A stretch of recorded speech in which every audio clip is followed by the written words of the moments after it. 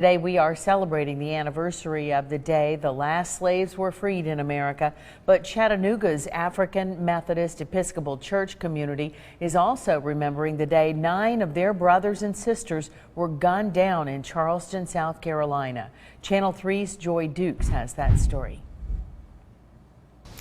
While Juneteenth is a celebration of the true end to slavery, Chattanooga's black church leaders are also commemorating a more somber day, the Charleston Church Massacre. On June 19, 1865, the last slaves in Galveston, Texas were notified of their freedom. Juneteenth is very important to us as a people because the AME Church was developed out of slavery. But just 2 days shy of 150 years later, Pastor Sheila Harris of St. James AME Church says African Americans were still fighting for the freedom to exist. Oh, it was just earth-shattering to learn and to hear that someone could walk into God's house and destroy and take lives just because of the color of their skin. 9 members of Emmanuel AME Church in Charleston, South Carolina, died for that freedom on June 17, 2015, when a gunman, 21-year-old Dylan Roof, opened fire inside the church. So when we heard the news, of course, accepting everyone in was not a surprise.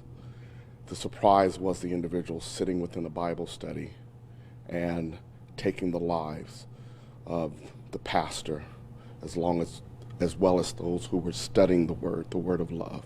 The self-proclaimed white supremacist, who later told police he was trying to ignite a race war, was caught the next day after a manhunt and charged at the federal and state levels. His actions declared a hate crime. 5 years later, AME church leaders are still honoring the victims. We will light a candle and name all 9 and do a moment of silence. Susie Jackson, Ethel Lance, Sharonda Coleman Singleton, Cynthia Hurd, Tywanza Sanders, Reverend Daniel L. Simmons, Reverend DePayne Middleton Doctor, and Reverend Clementa Pinckney. We continue to remember them, and we continue to walk with the families that are grieving at this moment. In a time where millions are marching for racial equality, Reverend Kenneth Love says this year's widely recognized celebration of Juneteenth commemorates progress. Because of the death of Brother Floyd, people are now aware. But the Charleston Church Massacre is a reminder that the work continues.